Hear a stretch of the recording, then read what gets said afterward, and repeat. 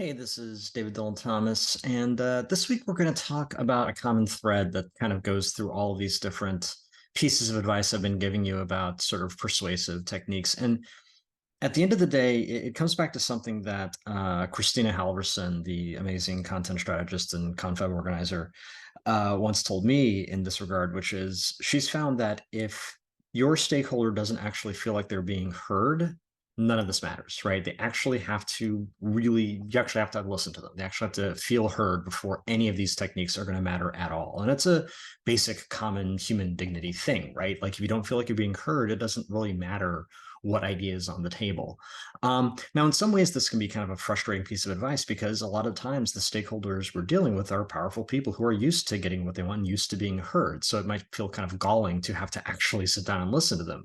But the flip side of that is that usually tends to be the quickest course to, persuading your boss to do the right thing, right? The old trope. So with that in mind, part of the reason it's a good approach is because one of the best pieces of management consulting advice I ever actually heard was if you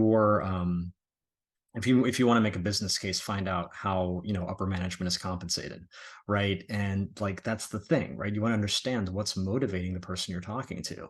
So it's one thing for me to come in to the office and say, hey boss, I know you got 50 problems, here's the 51st problem. It's another thing for me to come in and say, hey boss, I figured out how to get you that bonus, right? I figured out how to help you meet that standard or performance review metric that you've been trying to hit, right?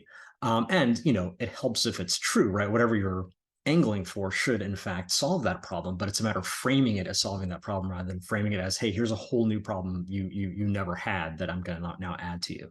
And this is reflected in the episodes I've done about changing behaviors as opposed to changing beliefs. And again, it's about framing things in terms of what is keeping your stakeholder up at night, and that's kind of the bottom line there. Like, understand what's keeping that stakeholder up at night is kind of critical to making your case.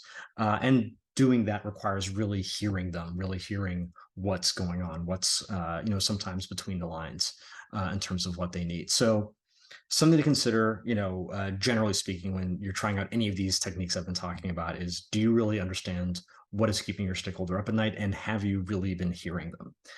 So thanks so much. My name is David Dylan Thomas. I do talks and workshops on inclusive design. Could do that for your organization or event.